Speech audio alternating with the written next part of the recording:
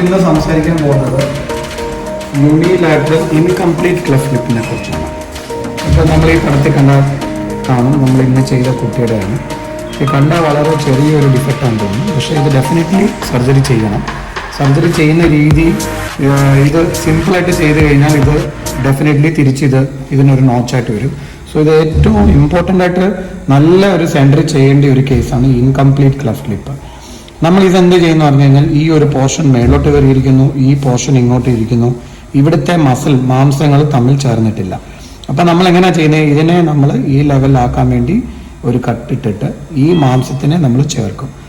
ഇങ്ങനെയുള്ള സർജറി എന്ന് പറയുന്നത് ഏകദേശം ഒരു 30 മിനിറ്റത്തെ സർജറിയാണിത്. 30 മിനിറ്റ് താഴെ വരത്തുള്ളൂ.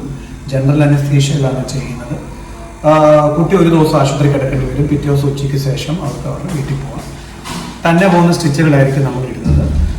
ഒരാഴ്ചയ്ക്ക് ശേഷം ഒരു ചെക്കപ്പ് കൊടുക്കുകയാണെങ്കിൽ അതിനുശേഷം നമ്മുടെ ഒരു യൂണിക് മസാജിങ് പ്രോട്ടോകോൾ ഉണ്ട്.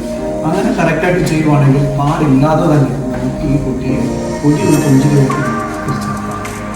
നിങ്ങൾക്ക് എന്തെങ്കിലും ഇതിനെക്കുറിച്ച് എൻക്വയറീസ് ഡൗട്ട് ഉണ്ടെങ്കിൽ താഴെ കാണുന്ന നമ്പറിൽ